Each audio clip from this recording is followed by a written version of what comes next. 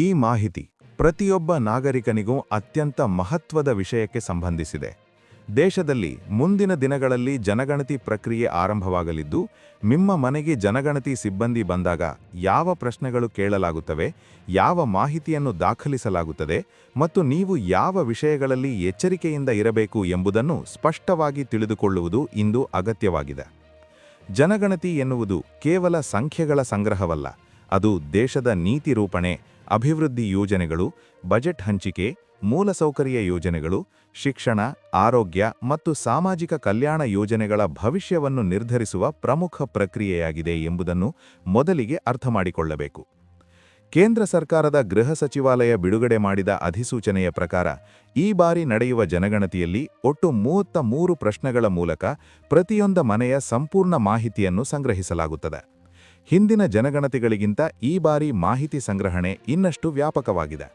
ಕುಟುಂಬ ಸದಸ್ಯರ ಸಂಖ್ಯೆ ಮಾತ್ರವಲ್ಲದೆ, ನಿಮ್ಮ ಮನೆಯ ನಿರ್ಮಾಣದ ಸ್ವರೂಪ, ನೀವು ಬಳಸುವ ಸೌಲಭ್ಯಗಳು, ನಿಮ್ಮ ಜೀವನ ಶೈಲಿಗೆ ಸಂಬಂಧಿಸಿದ ಅನೇಕ ವಿವರಗಳು ಕೂಡ ದಾಖಲಾಗಲಿವೆ. ಇದರಿಂದ ಸರ್ಕಾರಕ್ಕೆ ದೇಶದ ನಿಜವಾದ ಪರಿಸ್ಥಿತಿಯನ್ನು ಅರ್ಥಮಾಡಿಕೊಳ್ಳಲು ಸಾಧ್ಯವಾಗುತ್ತದೆ ಎಂದು ಅಧಿಕಾರಿಗಳು ತಿಳಿಸಿದ್ದಾರೆ. ಜನಗಣತಿ ಸಿಬ್ಬಂದಿ ನಿಮ್ಮ ಮನೆಗೆ ಬಂದಾಗ ಮೊದಲಿಗೆ ಅವರು ನಿಮ್ಮ ಮನೆಯ ಗುರುತಿನ ವಿವರಗಳನ್ನು ದಾಖಲಿಸುತ್ತಾರೆ. ಕಟ್ಟಡ ಸಂಖ್ಯೆ, ಜನಗಣತಿ ಮನೆ ಸಂಖ್ಯೆ, ಇಂತಹ ಮಾಹಿತಿ ಮೂಲಕ ನಿಮ್ಮ ಮನೆಗೆ ಒಂದು ವಿಶಿಷ್ಟ ಗುರುತು ನೀಡಲಾಗುತ್ತದೆ. ನಂತರ ನಿಮ್ಮ ಮನೆಯ ನೆಲದ ವಸ್ತು ಯಾವುದು, ಗೋಡೆ ಯಾವ ವಸ್ತುವಿನಿಂದ ನಿರ್ಮಿಸಲಾಗಿದೆ, ಛಾವಣಿ ಯಾವ ರೀತಿಯದ್ದು ಎಂಬಂತಹ ಪ್ರಶ್ನೆಗಳು ಬರುತ್ತವೆ. ಇವು ಕೇಳುವ ಕಾರಣ ಸರಳವಾಗಿದೆ. ದೇಶದ ವಿವಿಧ ಭಾಗಗಳಲ್ಲಿ ಜನರು ಹೇಗೆ ವಾಸಿಸುತ್ತಿದ್ದಾರೆ, ಮನೆಗಳ ಗುಣಮಟ್ಟ ಹೇಗಿದೆ, ಸುರಕ್ಷತೆ ಎಷ್ಟು ಮಟ್ಟದಲ್ಲಿದೆ ಎಂಬುದನ್ನು ಸರ್ಕಾರ ತಿಳಿದುಕೊಳ್ಳಲು ಇದು ಸಹಾಯ ಮಾಡುತ್ತದೆ. ಉದಾಹರಣೆಗೆ, ಮಣ್ಣು ಮನೆಗಳು ಹೆಚ್ಚು ಇರುವ ಪ್ರದೇಶಗಳಲ್ಲಿ ವಸತಿ ಯೋಜನೆಗಳನ್ನು ಹೆಚ್ಚು ಒತ್ತು ನೀಡಬೇಕಾಗುತ್ತದೆ ಎಂಬ ನಿರ್ಧಾರಗಳಿಗೆ ಈ ಮಾಹಿತಿ ಉಪಯೋಗವಾಗುತ್ತದೆ. ಮನೆಯ ಸ್ಥಿತಿ, ಮನೆಯ ಬಳಕೆ, ಮನೆಯಲ್ಲಿ ಸಾಮಾನ್ಯವಾಗಿ ವಾಸಿಸುವ ಒಟ್ಟು ವ್ಯಕ್ತಿಗಳ ಸಂಖ್ಯೆ, ಮನೆಯ ಮುಖ್ಯಸ್ಥರ ಹೆಸರು ಮತ್ತು ಲಿಂಗ ಇವುಗಳನ್ನು ದಾಖಲಿಸಲಾಗುತ್ತದೆ. ಮನೆಯ ಮುಖ್ಯಸ್ಥರು ಪರಿಶಿಷ್ಟ ಜಾತಿ, ಪರಿಶಿಷ್ಟ ಪಂಗಡ ಅಥವಾ ಇತರ ವರ್ಗಕ್ಕೆ ಸೇರಿದವರೇ ಎಂಬ ಮಾಹಿತಿಯೂ ಸಂಗ್ರಹವಾಗುತ್ತದೆ. ಇದರಿಂದ ಸರ್ಕಾರಕ್ಕೆ ವಿವಿಧ ಸಮುದಾಯಗಳ ಸಾಮಾಜಿಕ ಮತ್ತು ಆರ್ಥಿಕ ಸ್ಥಿತಿಯ ಬಗ್ಗೆ ಸ್ಪಷ್ಟ ಚಿತ್ರಣ ದೊರೆಯುತ್ತದೆ. ಇದು ಮೀಸಲಾತಿ ನೀತಿಗಳು, ಕಲ್ಯಾಣ ಯೋಜನೆಗಳ ರೂಪಣದಲ್ಲಿ ಪ್ರಮುಖ ಪಾತ್ರ ವಹಿಸುತ್ತದೆ. ಜನಗಣತಿಯಲ್ಲಿ ಮನೆಯ ಮಾಲೀಕತ್ವದ ಸ್ಥಿತಿಯೂ ಕೇಳಲಾಗುತ್ತದೆ. ಮನೆ ಸ್ವಂತದ್ದಾಗಿದೆಯೇ, ಬಾಡಿಗೆ ಮನೆಗಳೇ, ಸರ್ಕಾರಿ ವಸತಿ ಯೋಜನೆಯಡಿಯಲ್ಲಿ ಬಂದ ಮನೆಗಳೇ ಎಂಬ ಮಾಹಿತಿ ಸಂಗ್ರಹವಾಗುತ್ತದೆ. ಮನೆಯಲ್ಲಿ ವಾಸಿಸುವ ಕೋಣೆಗಳ ಸಂಖ್ಯೆ, ವಿವಾಹಿತ ದಂಪತಿಗಳ ಸಂಖ್ಯೆ ಇವುಗಳು ದಾಖಲಿಸಲಾಗುತ್ತವೆ. ಇವು ಜನಸಂಖ್ಯೆಯ ಘನತೆ, ಕುಟುಂಬದ ಸ್ವರೂಪ, ವಾಸದ ಪರಿಸ್ಥಿತಿ ಇತ್ಯಾದಿಗಳನ್ನು ಅರ್ಥಮಾಡಿಕೊಳ್ಳಲು ಉಪಯೋಗವಾಗುತ್ತವೆ. ಇದೇ ವೇಳೆ ಕುಡಿಯುವ ನೀರಿನ ಮುಖ್ಯ ಮೂಲ ಯಾವುದು ಎಂಬ ಪ್ರಶ್ನೆ ಕೇಳಲಾಗುತ್ತದೆ. ಬಾವಿ ನೀರ, ನಳ ನೀರ, ಟ್ಯಾಂಕರ್ ನೀರ ಅಥವಾ ಇತರೆ ಮೂಲಗಳ ಎಂಬ ವಿವರಗಳು ದಾಖಲೆಯಾಗುತ್ತವೆ. ಕುಡಿಯುವ ನೀರಿನ ಲಭ್ಯತೆ ನಿರಂತರವಾಗಿದೆಯೇ ಅಥವಾ ಅಸ್ಥಿರವಾಗಿದೆಯೇ ಎಂಬುದು ಮಹತ್ವದ ಅಂಶವಾಗಿದೆ. ಇದರ ಆಧಾರದ ಮೇಲೆ ಸರ್ಕಾರ ಜಲಜೀವನ್ ಮಿಷನ್ ಮೊದಲಾದ ಯೋಜನೆಗಳನ್ನು ರೂಪಿಸುತ್ತದೆ. ಬೆಳಕಿನ ಮುಖ್ಯ ಮೂಲ ಅಂದರೆ ವಿದ್ಯುತ್ ಸಂಪರ್ಕ ಇದೆಯೇ, ಸೌರಶಕ್ತಿ ಬಳಸಲಾಗುತ್ತಿದೆಯೇ ಅಥವಾ ಇತರೆ ಮೂಲಗಳ ಎಂಬುದನ್ನು ಪ್ರಶ್ನಿಸಲಾಗುತ್ತದೆ. ಶೌಚಾಲಯಕ್ಕೆ ಪ್ರವೇಶ ಇದೆಯೇ, ಮನೆಯೊಳಗೆ ಶೌಚಾಲಯವಿದೆಯೇ, ಸಮೂಹ ಶೌಚಾಲಯ ಬಳಸಲಾಗುತ್ತಿದೆಯೇ ಅಥವಾ ತೆರೆಯಲ್ಲಿಯೇ ಶೌಚಕ್ರಿಯೆ ನಡೆಯುತ್ತಿದೆಯೇ ಎಂಬ ಮಾಹಿತಿ ಸಂಗ್ರಹವಾಗುತ್ತದೆ. ಇದು ಸ್ವಚ್ಛ ಭಾರತ್ ಅಭಿಯಾನದ ಯಶಸ್ಸನ್ನು ಅಳೆಯಲು ಬಹಳ ಮುಖ್ಯವಾಗಿದೆ. ತ್ಯಾಜ್ಯ ನೀರಿನ ಹೊರಹರಿವು, ಸ್ನಾನದ ಸೌಲಭ್ಯದ ಲಭ್ಯತೆ ಇವುಗಳನ್ನು ದಾಖಲಿಸಲಾಗುತ್ತದೆ. ಅಡುಗೆ ಮನೆ ಇದೆ ಅಥವಾ ಇಲ್ಲ, LPG ಅಥವಾ ಪೈಪ್ಡ್ ಗ್ಯಾಸ್ ಸಂಪರ್ಕ ಇದೆಯೇ ಎಂಬ ಪ್ರಶ್ನೆಗಳು ಬರುತ್ತವೆ. ಅಡುಗೆಗೆ ಬಳಸುವ ಮುಖ್ಯ ಇಂಧನ ಯಾವುದು ಎಂಬುದು ಸಹ ಸರ್ಕಾರಕ್ಕೆ ಬಹಳ ಮುಖ್ಯವಾದ ಮಾಹಿತಿ. ಇದರಿಂದ ಮಹಿಳೆಯರ ಆರೋಗ್ಯ, ಪರಿಸರ ಮಾಲಿನ್ಯ, ಇಂಧನ ಅವಲಂಬನೆ ಇವುಗಳ ಬಗ್ಗೆ ನೀತಿ ರೂಪಿಸಬಹುದು. ಇಂದಿನ ಡಿಜಿಟಲ್ ಯುಗದಲ್ಲಿ ತಂತ್ರಜ್ಞಾನ ಬಳಕೆಯು ಜನಗಣತಿಯ ಭಾಗವಾಗಿದೆ. ನಿಮ್ಮ ಮನೆಯಲ್ಲಿ ರೇಡಿಯೋ ಇದೆಯೇ, ದೂರದರ್ಶನ ಇದೆಯೇ, ಇಂಟರ್ನೆಟ್ ಪ್ರವೇಶ ಇದೆಯೇ, ಲ್ಯಾಪ್ಟಾಪ್ ಅಥವಾ ಕಂಪ್ಯೂಟರ್ ಇದೆಯೇ, ಮೊಬೈಲ್ ಫೋನ್ ಅಥವಾ ಸ್ಮಾರ್ಟ್ಫೋನ್ ಬಳಕೆಯಲ್ಲಿದೆಯೇ ಎಂಬ ಪ್ರಶ್ನೆಗಳು ಕೇಳಲಾಗುತ್ತವೆ. ಇದರಿಂದ ದೇಶದ ಡಿಜಿಟಲ್ ಸೌಲಭ್ಯಗಳ ವಿಸ್ತರಣೆ ಎಷ್ಟು ಮಟ್ಟಕ್ಕೆ ತಲುಪಿದೆ ಎಂಬುದನ್ನು ಸರ್ಕಾರ ಅರ್ಥಮಾಡಿಕೊಳ್ಳಬಹುದು. ಡಿಜಿಟಲ್ ಇಂಡಿಯಾ ಯೋಜನೆಗಳ ಪರಿಣಾಮವನ್ನು ಅಳೆಯಲು ಈ ಮಾಹಿತಿ ಅತ್ಯಂತ ಉಪಯೋಗವಾಗುತ್ತದೆ. ವಾಹನಗಳ ಬಗ್ಗೆ ಕೂಡ ಪ್ರಶ್ನೆಗಳು ಕೇಳಲಾಗುತ್ತವೆ.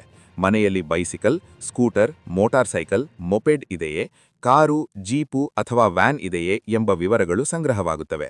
ಇದರಿಂದ ಜನರ ಆರ್ಥಿಕ ಸ್ಥಿತಿ, ಸಾರಿಗೆ ಅವಲಂಬನೆ ಮತ್ತು ಮೂಲಸೌಕರ್ಯ ಅಗತ್ಯಗಳನ್ನು ಸರ್ಕಾರ ಅಂದಾಜಿಸಬಹುದು. ಇದರ ಜೊತೆಯಲ್ಲಿ ಮನೆಯಲ್ಲಿ ಸೇವಿಸುವ ಮುಖ್ಯ ಧಾನ್ಯ ಯಾವುದು ಎಂಬ ಪ್ರಶ್ನೆಯೂ ಜನಗಣತಿಯ ಭಾಗವಾಗಿದೆ. ಅಕ್ಕಿ, ಗೋಧಿ, ಜೋಳ, ರಾಗಿ ಅಥವಾ ಇತರೆ ಧಾನ್ಯಗಳು ಯಾವುದು ಹೆಚ್ಚು ಬಳಸಲಾಗುತ್ತಿದೆ ಎಂಬ ಮಾಹಿತಿ ಆಹಾರ ಭದ್ರತಾ ಯೋಜನೆಗಳ ರೂಪಣಕ್ಕೆ ಉಪಯೋಗವಾಗುತ್ತದೆ. ಇದೆಲ್ಲದರ ನಡುವೆ ಜನರಿಗೆ ಆತಂಕ ಉಂಟುಮಾಡುವ ಪ್ರಶ್ನೆಯೆಂದರೆ ಮೊಬೈಲ್ ಸಂಖ್ಯೆಯನ್ನು ಏಕೆ ಕೇಳಲಾಗುತ್ತದೆ ಎಂಬುದು. ಸರ್ಕಾರದ ಅಧಿಸೂಚನೆಯಲ್ಲಿ ಈ ಬಗ್ಗೆ ಸ್ಪಷ್ಟಪಡಿಸಲಾಗಿದೆ. ಮೊಬೈಲ್ ಸಂಖ್ಯೆ ಜನಗಣತಿ ಸಂಬಂಧಿತ ಮಾಹಿತಿಗಾಗಿ ಮಾತ್ರ ಕೇಳಲಾಗುತ್ತದೆ ಮತ್ತು ಅದನ್ನು ಯಾವುದೇ ವಾಣಿಜ್ಯ ಉದ್ದೇಶಕ್ಕೆ ಬಳಸಲಾಗುವುದಿಲ್ಲ ಎಂದು ಹೇಳಲಾಗಿದೆ.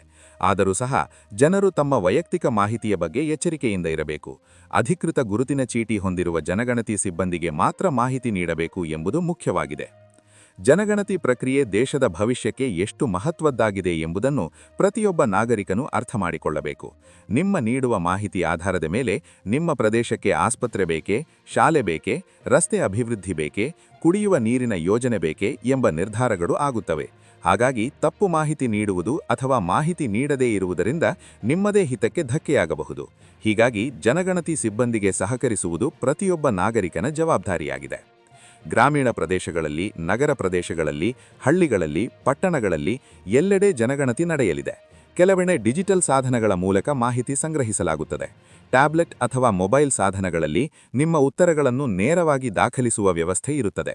ಇದರಿಂದ ದತ್ತಾಂಶದ ಶುದ್ಧತೆ ಹೆಚ್ಚಾಗುತ್ತದೆ ಮತ್ತು ಮಾಹಿತಿ ಶೀಘ್ರವಾಗಿ ಕೇಂದ್ರಕ್ಕೆ ತಲುಪುತ್ತದೆ. ಜನರು ಈ ಹೊಸ ವಿಧಾನಕ್ಕೆ ಹೊಂದಿಕೊಳ್ಳಬೇಕು ಮತ್ತು ಯಾವುದೇ ಭಯವಿಲ್ಲದೆ ಸಹಕರಿಸಬೇಕು. ಜನಗಣತಿ ಎಂದರೆ ಕೇವಲ ಸರ್ಕಾರದ ಕೆಲಸವಲ್ಲ, ಅದು ಜನರ ಸಹಭಾಗಿತ್ವದ ಮೂಲಕ ಮಾತ್ರ ಯಶಸ್ವಿಯಾಗುತ್ತದೆ. ನಿಮ್ಮ ಮನೆಯ ಮಾಹಿತಿ, ನಿಮ್ಮ ಜೀವನ ಶೈಲಿ, ನಿಮ್ಮ ಸೌಲಭ್ಯಗಳು ಇವುಗಳನ್ನು ಸರಿಯಾಗಿ ದಾಖಲಿಸುವುದರಿಂದ ದೇಶದ ನಿಜ ಚಿತ್ರಣ ಹೊರಬರುತ್ತದೆ.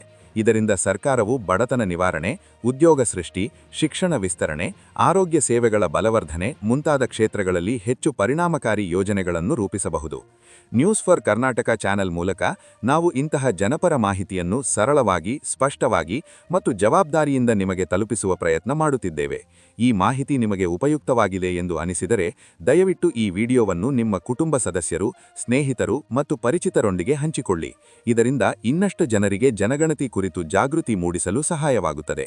ಇನ್ನಷ್ಟು ಉಪಯುಕ್ತ ಸುದ್ದಿ, ಸರ್ಕಾರಿ ಅಪ್ಡೇಟ್ಗಳು, ಜನಪರ ಮಾಹಿತಿ ಮತ್ತು ಜಾಗೃತಿ ವಿಷಯಗಳಿಗಾಗಿ ನ್ಯೂಸ್ ಫಾರ್ ಕರ್ನಾಟಕ ಚಾನೆಲ್ ಅನ್ನು ಸಬ್ಸ್ಕ್ರೈಬ್ ಮಾಡಿ. ನಿಮ್ಮ ಬೆಂಬಲವೇ ನಮ್ಮ ಶಕ್ತಿ, ನಿಮ್ಮ ವಿಶ್ವಾಸವೇ ನಮ್ಮ ಪ್ರೇರಣೆ. ಧನ್ಯವಾದಗಳು.